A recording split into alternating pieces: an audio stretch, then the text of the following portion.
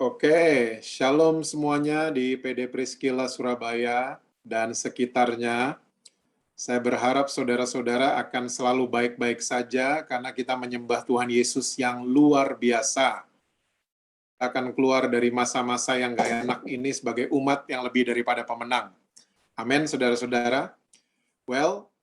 Pada siang hari ini, saya mau sharing dari Kitab 1 Korintus pasalnya yang pertama, ayatnya yang ke-18. Kalau saudara-saudara senang judul khotbah saya adalah The Meaning of the Cross, arti daripada salib Kristus.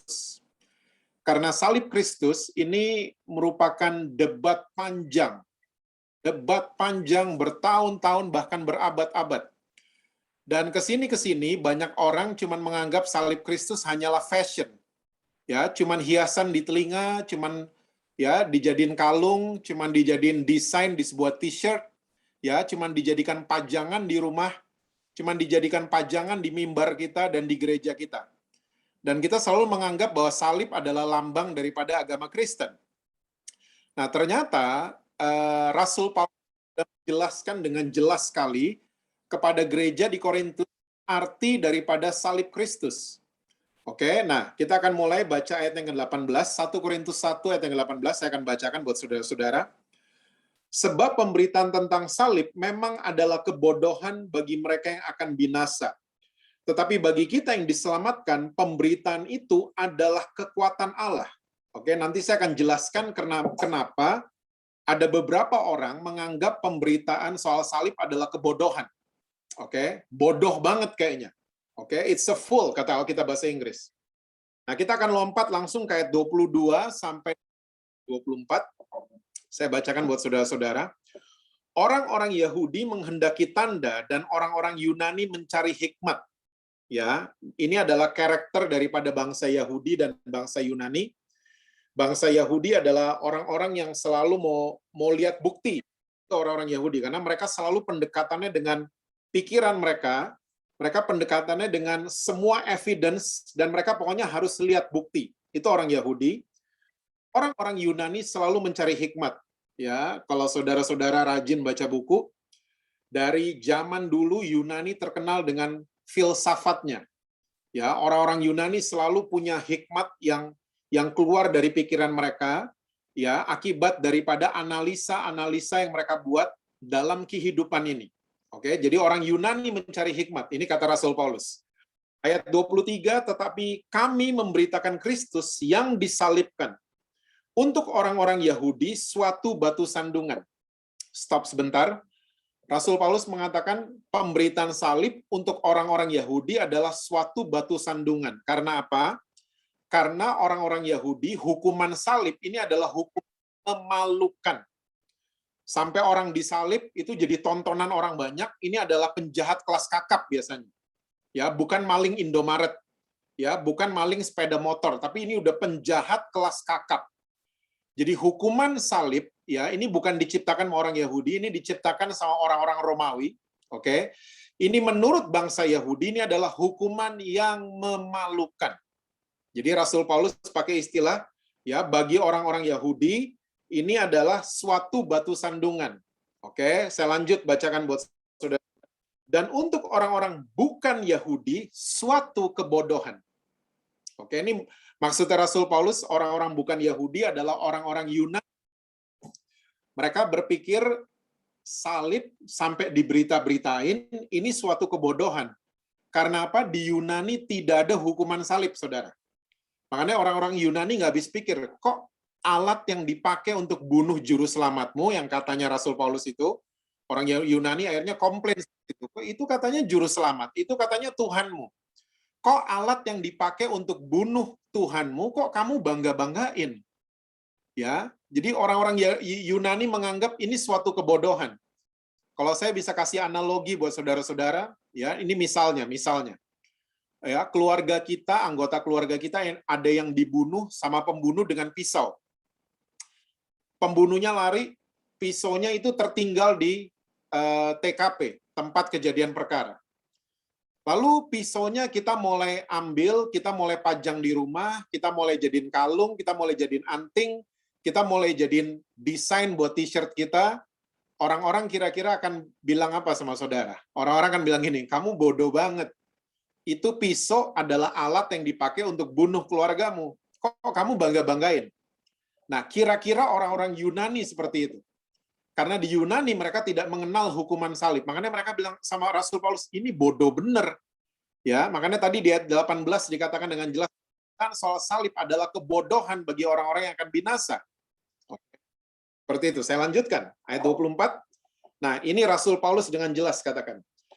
Tapi untuk mereka yang dipanggil, saya percaya saudara dan saya, kita yakin dan percaya bahwa kita adalah orang-orang yang dipanggil sama Tuhan Yesus. Tetapi untuk mereka yang dipanggil, baik orang Yahudi maupun orang bukan Yahudi, mau Yunani, mau Indonesia, mau Jawa, mau Bali, mau siapapun, ya, Kristus adalah kekuatan Allah dan hikmat Allah. Oke, ini terjemahan Alkitab bahasa Indonesia sebenarnya kurang satu kata. Kata salib kurang di sana. Kalau saudara pelajari dari bahasa asli, dari banyak literatur, dari banyak tafsiran, sebenarnya Rasul Paulus bicara soal salib Kristus. So, ayat 24 saya akan bacakan sekali lagi, tapi untuk mereka yang dipanggil, saudara dan saya, baik orang Yahudi maupun orang bukan Yahudi, salib Kristus adalah kekuatan Allah dan hikmat Allah. So, saudara, tolong stop berpikir bahwa salib itu cuma pajangan. Salib adalah kebanggaan orang Kristen, karena Tuhan Yesus kita menyelamatkan kita dari sana. Itu betul semua.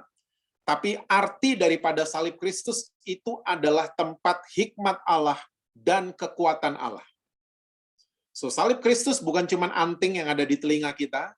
Salib Kristus bukan cuma kalung saja.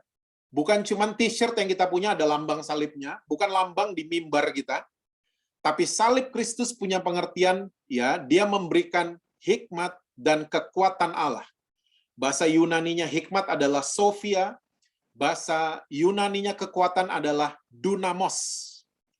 So, salib Kristus punya pengertian buat saudara dan saya, dia memberikan hikmat dan kekuatan kalau kita memandang salib Kristus. Oke? Makanya kita harus sembunyi di balik salib Kristus adalah ini. Kita jangan pakai hikmat sendiri dan jangan pakai kekuatan sendiri. Ya, hikmat dan kekuatan salib Kristus harus ada di depan kita. Harus ada di mulut kita. Bahwa kita mengakui bahwa oh itu bukan saya. Ya, misalnya orang-orang memuji saudara, latih hati kita, latih pikiran kita, oh itu bukan saya. Ya, kamu makanannya enak banget, masakan kamu enak banget. Ya, khotbah kamu bagus banget. Ya, jualan kamu bagus banget. Barang-barang yang kamu jual itu luar biasa bagusnya. Kita harus melatih hati kita untuk mengatakan, oh itu bukan saya. Semua hikmat saya dapat dari Tuhan Yesus. Ya, saya bisa kuat berdiri sampai hari ini, itu bukan karena kekuatan saya. Orang yang berdiri di balik salib Kristus akan punya attitude seperti ini. Akan punya sikap hati seperti ini. Dia akan selalu bilang sama dirinya, it wasn't me, itu bukan saya. Tapi saya percaya itu Tuhan yang berikan buat saya. Nah, kita akan breakdown satu persatu, saudara. Saya berusaha jam 4 sore sudah selesai. Enggak, saya bercanda. Ya, 30 menit lagi mungkin kita selesai. Ya, kita akan breakdown satu persatu. Ya, kita akan mulai dari hikmat Allah dulu. Ya, hikmat Allah. Nah, Rasul Paulus habis dari Korintus, kalau saudara pelajari, dia bertolak ke gereja Efesus. Nah, coba kita lihat ya apa nasihat Rasul Paulus buat gereja di Efesus, Efesus 4 ayat yang ke-17. Kita bahas Sophia, hikmat Allah. Ini adalah arti salib yang pertama, hikmat Allah. Efesus 4 ayat 17, Alkitab bilang gini, sebab itu kukatakan dan kutegaskan ini di dalam Tuhan, jangan hidup lagi sama seperti orang-orang yang tidak mengenal Allah dengan pikirannya yang sia-sia. Oke. Nah, ini nasihat yang luar biasa banget. Ya, bahwa Rasul Paulus bilang jangan hidup lagi sama seperti orang-orang yang tidak kenal Allah dengan pikiran mereka yang sia-sia. Oke. Saudara, hikmat Allah ini saya mau yakinkan buat saudara, hikmat Allah itu nggak ada di Google. Hikmat Allah tidak ada di YouTube. Hikmat Allah adalah sesuatu yang baru yang Tuhan berikan untuk orang-orang yang mencarinya. Karena Alkitab bilang kalau kita kekurangan hikmat, kita bisa minta sama yang punya hikmat. Namanya Tuhan. Dan orang-orang yang mengandalkan hikmat, mereka akan dikasih hikmat Allah. Dan hikmat ini tidak ada di mana-mana. Tidak ada di Google, ya. Makanya kalau saudara baca tadi 1 Korintus 1 sampai selesai, itu dijelaskan bahwa orang-orang yang full of his wisdom, orang-orang yang penuh dengan hikmat Allah akan mempermalukan orang-orang pinter. Ya, orang sebodoh apapun waktu dia diisi sama hikmat Allah, dia akan mempermalukan orang-orang yang sudah jago, ya, bahkan sudah ahli. Karena biasanya ahli dan lain sebagainya, mereka cuma mengandalkan buku, mereka mengandalkan ilmu pengetahuan. Nggak salah kita menuntut ilmu, tapi siang hari ini kita harus belajar untuk kita mengandalkan hikmat Tuhan. Oke? Makanya Rasul Paulus bilang, jangan lagi hidup ya seperti orang-orang yang nggak kenal Tuhan dengan pikiran mereka yang sia-sia. Saya mau yakinkan PD Priscilla, kita ikut Tuhan, pikiran kita jangan sia-sia. Jangan cuma jadi orang Kristen yang mengalami kebaktian. Tapi jadilah orang Kristen yang mengalami Tuhan.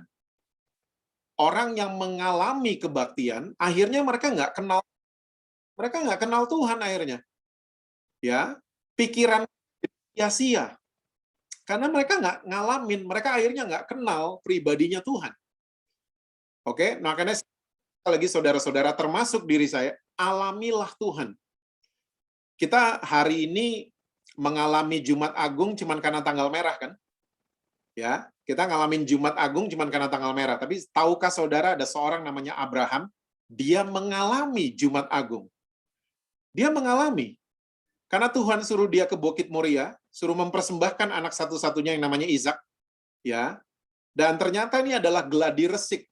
Ini adalah ya, gladi resik bahwa ribuan tahun mendatang ternyata di bukit sebelahnya Bukit Moria, namanya Bukit Golgota, Allah Bapa mempersembahkan anak satu-satunya. Yesus di atas kayu salib. Oke? Nah, Abraham mengalami, hari ini kita cuma mengalami tanggal merah. Ya, kita cuma mengalami Jumat Agung sebagai hari libur biasa. Nah, kalau saudara mulai menyerap hikmat Allah, saya percaya pengalaman-pengalaman seperti Abraham akan terjadi dalam kehidupan kita. Mengalami Tuhan, jangan cuma mengalami pelayanan, ya, mengalami khotbah, tapi semua firman yang kita baca mulai akhirnya kita mengalami Kristus. Kita mengalami mujizat. Ya. Dunia hari ini sedang cemas, dunia hari ini sedang khawatir. Orang-orang di sekitar kita termasuk orang Kristen, banyak yang lagi khawatir, banyak yang lagi ketakutan. Ya, mereka mulai ketakutan di sana sini dan lain sebagainya. Tapi saya mau ajak saudara-saudara untuk kita mengalami Tuhan. Ya, andalkan hikmat Allah. Mungkin berita mengatakan ini, mungkin surat kabar mengatakan ini, mungkin TV mengatakan ini, itu dan lain sebagainya. Ya. Saudara kalau ada di Jakarta, suasana Jakarta mencekam banget. Ya, rumah sakit mulai full, ya orang-orang ada yang duduk di luar, ya ngantrinya sampai keluar dan lain sebagainya. Mencekam karena kita nonton berita dan lain sebagainya. Tapi saya mau ajak saudara-saudara untuk kita nonton firman Tuhan. Ya, membaca firman Tuhan.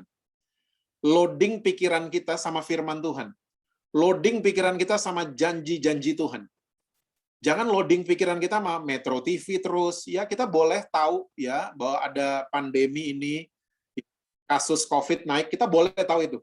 Tapi kalau terus-terusan kita loading pikiran kita sama gini-ginian, akhirnya kita jadi orang yang nggak sehat. Imun kita akan drop, ya. Dan orang yang biasanya gampang terpapar sama penyakit. Saya nggak bilang COVID, tapi orang yang khawatir, banyak yang jadi panas lah badannya, demam lah, dan lain sebagainya. Itu di Jakarta terjadi seperti itu. Mencekam. Oke? Tapi saya lihat anak-anak yang mengandalkan Tuhan Yesus. Mereka tenang-tenang aja. Ya, kita harus disiplin. Disiplin dengan protokol kesehatan.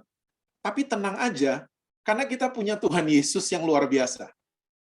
So, sekali lagi saya ajak semua saudara untuk kita mengalami Kristus. Saudara tahu nggak, ya bangsa Israel itu nenek moyangnya bukan orang Israel. Ya, nenek moyang orang Israel itu Abraham. Abraham itu dari Ur dan Kasdim. Oke. Ur dan Kasdim itu ada di Arab bagian utara. Jadi Abraham ini bukan orang Israel. Israel lahir dari Abraham. Nah, waktu Israel lahir, Tuhan tuh nggak ngomong gini sama Israel. Kalau saudara baca kitab Keluaran, Imamat, Bilangan, Tuhan nggak pernah ngomong gini. Bangsa Israel kenalin saya dong ke bangsa-bangsa lain. Tuhan nggak pernah ngomong gitu. Yang Tuhan lakukan, dia kasih hikmatnya buat bangsa Israel. Dia kasih hikmatnya, dia kasih sofianya ke bangsa Israel. Nah, pada waktu itu bangsa Israel dengar-dengeran sama Tuhan. Kadang-kadang mereka juga sering keras kepala, tapi sering mereka juga dengar-dengeran. Dan waktu mereka dengar-dengeran sama Tuhan, tiba-tiba bangsa-bangsa di sekitar Israel mulai bingung. Mulai bingung lihat Israel, kok beda? Mereka sama kita kok beda? Ya, saudara yang pernah ke Israel, ya, tanah emangnya beda Israel sama Mesir. Namanya tanah, ya tanah. Tapi yang ditanam di hasilnya luar biasa. Yang ditanam di Mesir kering, kerontang. Oke? Nah, sampai hari ini peraturan seperti itu tetap berlaku. Waktu kita mengandalkan hikmat Tuhan, tetangga kita mulai nonton, itu kok beda. Orang itu beda. Lagi pandemi kita ketakutan, kok dia beda. Lagi pandemi kok kita kayaknya ya usaha lesu dan lain sebagainya, kok dia beda? Kok dia punya cara-cara baru?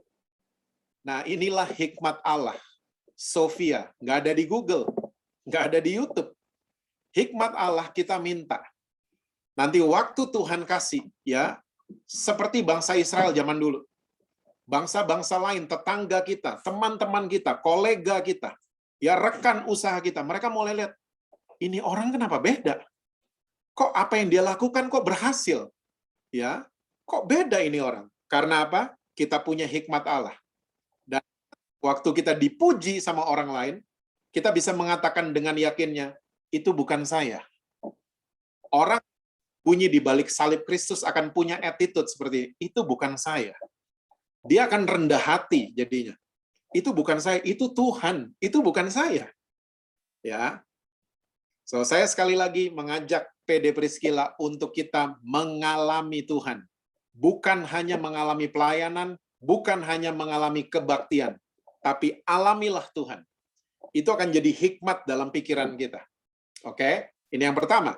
Yang kedua, arti daripada salib Kristus adalah salib Kristus memberikan kekuatan Allah, tadi kata Rasul Paulus. Bahasa Yunaninya dunamos.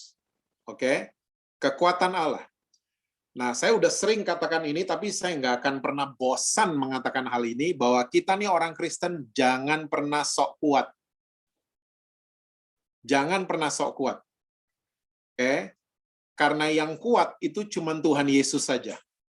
Makanya dia namanya juru selamat.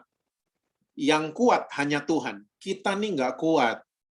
Ya, makanya jangan pernah kepedean gitu. Terlalu percaya diri mengatakan, wah saya nggak mungkin jatuh dalam dosa. Jangan terlalu pede.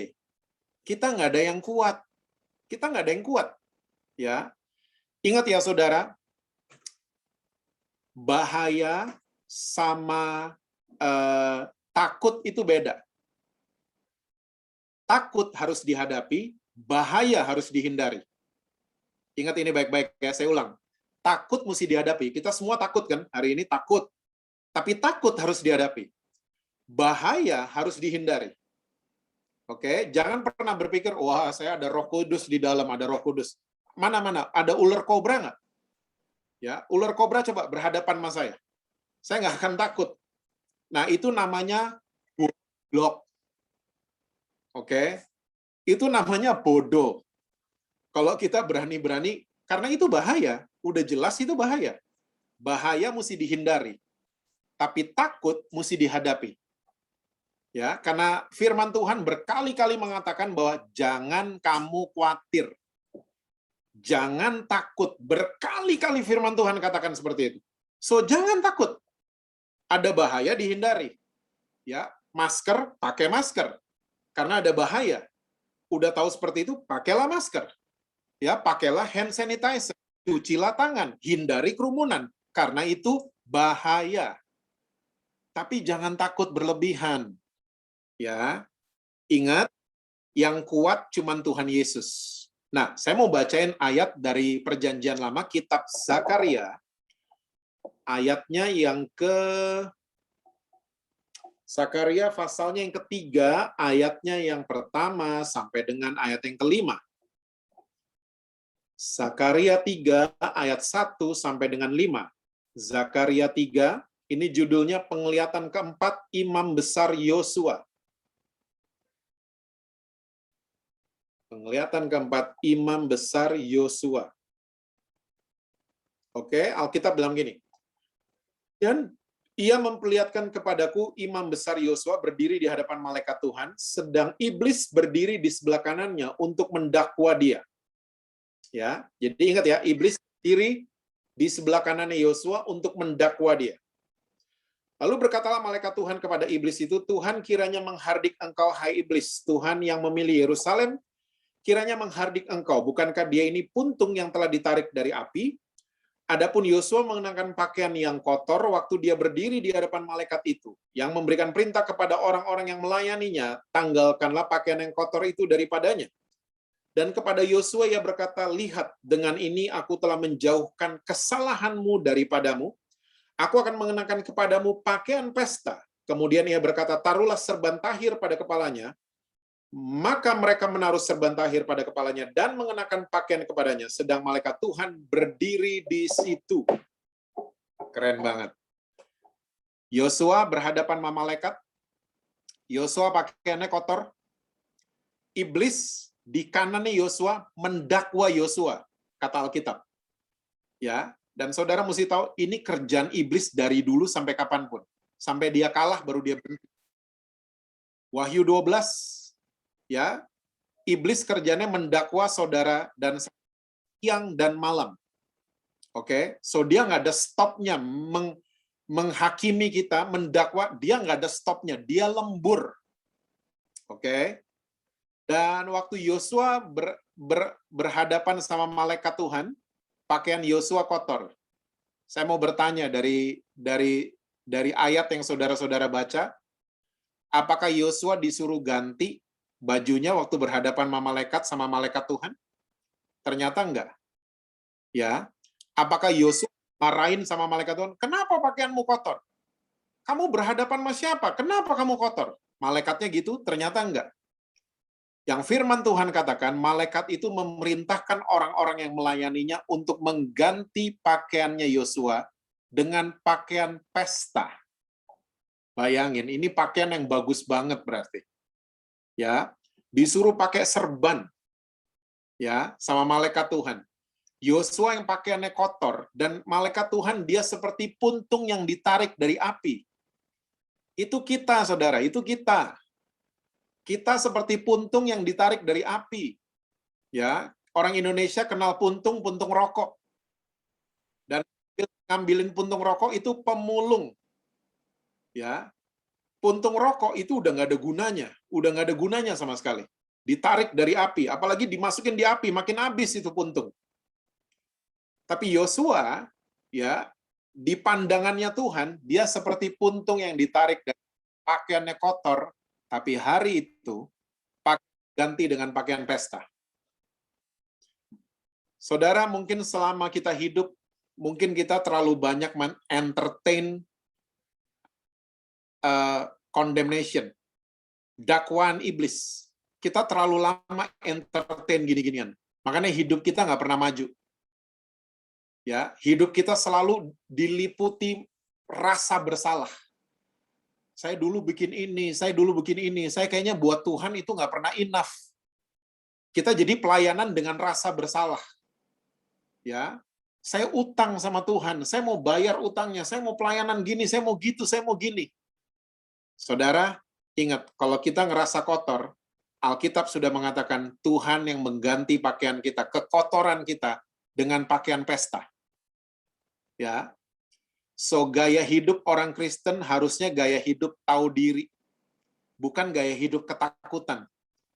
Ya, kita boleh hormat manusia, Yes. Tapi kalau kita sampai ketakutan sama Tuhan, itu salah. Anak sama bapak itu, kalau sampai anaknya ketakutan banget sama bapaknya, itu salah. Ada yang salah berarti. Ya, ya, saudara mungkin nggak pernah lihat anak saudara minta susu sampai nggak berani lihat, Papa, aku minta susu, aku minta air putih. Nggak ada. Nggak ada. Tetangga saudara ngelihat, ih, itu anak diapain sama bapaknya sampai anaknya kayak gitu. Nggak ada. Jangan kita sampai ketakutan yang nggak wajar sama Tuhan. Jangan sampai kita punya hubungan. Karena Tuhan Yesus tidak seperti itu. Ya, Dia tidak mendakwa kita. Ingat ya saudara, waktu kita jatuh dalam dosa, Roh Kudus akan tegur kita. Kita minta ampun, selesai. Jangan diulang lagi salah yang sama. Besoknya yang ingetin salah kemarin bukan Roh Kudus, tapi iblis. Iblis selalu ada di kanan kita dan kerjaan dia mendakwa. Kamu gini, kamu kemarin gini, kamu kan tahun lalu gitu. Hah? Kamu kan nggak setia sama istrimu, kamu kan nggak setia sama suamimu. Kamu kan bohongin jemaat, kamu kan bohongin orang tua. Iblis itu selalu kayak gitu. Tapi saya percaya firman Tuhan mengatakan waktu kita mau mengaku dosa, Tuhan Yesus itu adalah Allah yang setia dan adil. Ya, tugas kita adalah mengaku. Kayak Yosua, pakaiannya kotor, dia nggak sembunyi. Ya, dia nggak tutup-tutup. Ya, dia berhadapan sama Tuhan dengan semua apa adanya dia. Dengan semua kekotorannya dia. Akhirnya Tuhan yang ganti pakaiannya dengan pakaian pesta. Saudara, saya akan menceritakan hal ini waktu 2 anak saya masih kecil. Sekarang satu sudah sarjana hubungan internasional, satu lagi masih semester 2. Waktu Angel dan Pangeran masih kecil, saya masih ingat Pangeran itu mecahin piring di rumah. Dia mecahin piring.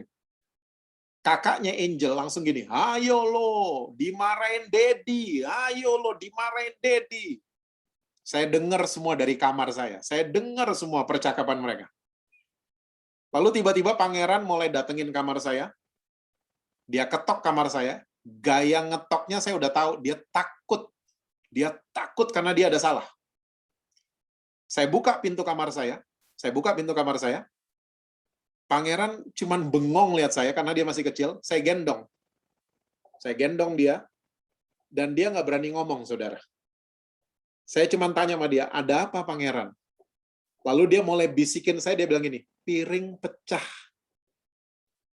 Saya tanya, oh, pecah kenapa? Siapa yang pecahin? Saya tanya. Dia makin pelan suaranya. Aku. Dia makin pelan suaranya. Lalu saya tanya sama dia, kamu yang pecahin loh, kamu kakinya nggak kenapa-napa? Nggak luka kakimu kena beling? Nggak berdarah? Dia bilang enggak. Lalu saya bilang sama dia, oke Pangeran, it's okay. Piring kita bisa beli lagi. Yang penting kamu nggak apa-apa.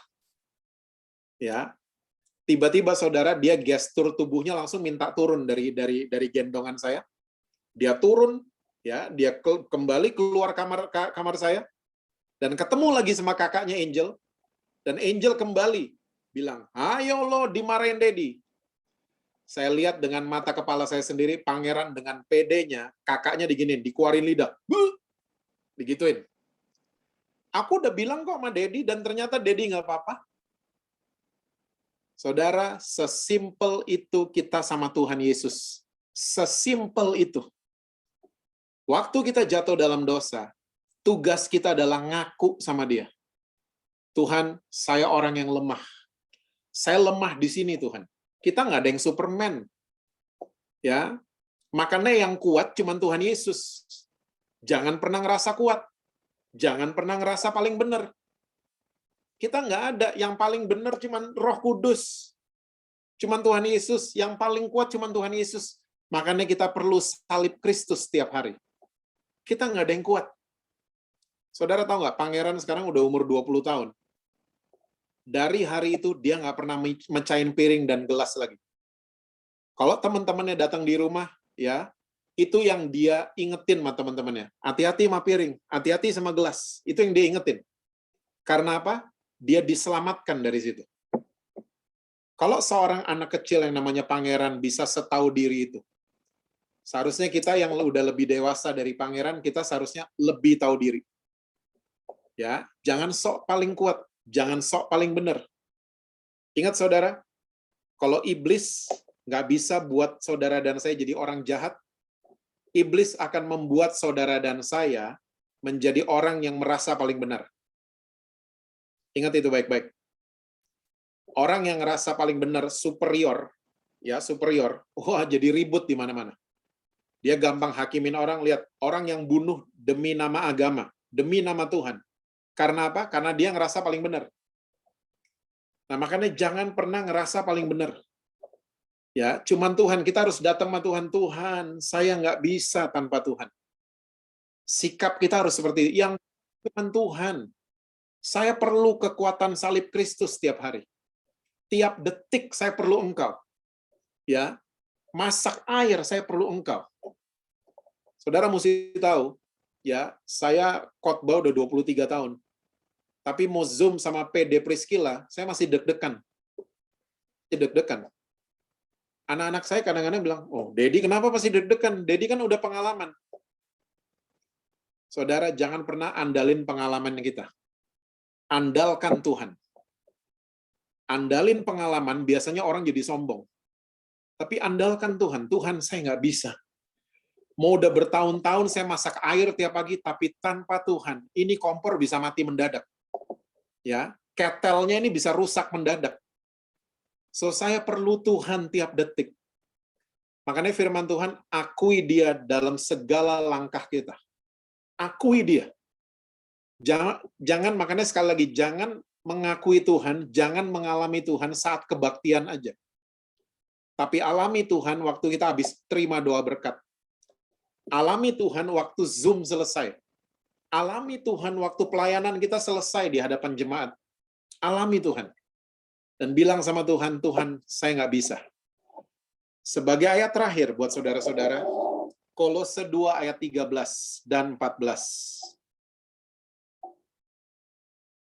Kolose 2 ayat 13 dan 14. Alkitab bilang gini, Kolose 2 ayat 13 dan 14, kamu juga, meskipun dahulu mati oleh pelanggaranmu, dan oleh karena tidak disunat secara lahiriah, telah dihidupkan Allah bersama-sama dengan dia sesudah ia mengampuni segala pelanggaran kita. Dengan menghapuskan surat hutang. Nah, nih dia nih yang suka ngerasa punya hutang sama Tuhan nih. Baca ayat ini. Dengan menghapuskan surat hutang yang oleh ketentuan-ketentuan hukum mendakwa dan mengancam kita, dan itu ditiadakannya dengan memakukannya pada apa saudara? Kayu salib. Sudah selesai semuanya. Utang kita selesai, dibayar lunas sama Yesus. Penyakit kita udah selesai, kesusahan kita selesai. Sudah selesai. Yesus tanggung semua di atas kayu salib. Ya. Makanya kalau lagi sedih saudara, sedih aja. Seringkali orang Kristen kalau lagi sedih, oh saya tetap ini kok. Ya, seringkali kita main sandiwara, sedih-sedih aja. Dan bilang sama Tuhan, saya lagi sedih hari ini. Tapi saya percaya kesedihan saya, Tuhan sudah tanggung di atas kayu salib. Seharusnya kita begitu. Jangan malah main sandiwara.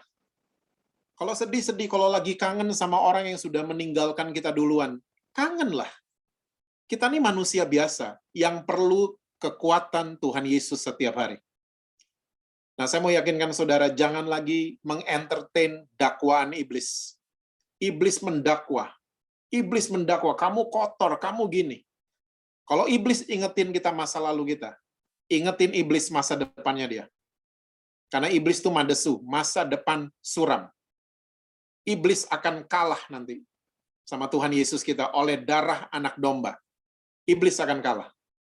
So, saudara, hiduplah sebagai anak-anak Tuhan Yesus yang menghargai karya salib. Orang boleh mengatakan bahwa salib adalah hal kebodohan, memalukan, batu sandungan. Ya, orang Yunani bisa berkata seperti itu, orang Yahudi bisa berkata seperti itu. Tapi kita orang Kristen hari ini kita mengerti arti daripada salib Kristus. Memberikan kepada kita Sofia, hikmat Allah.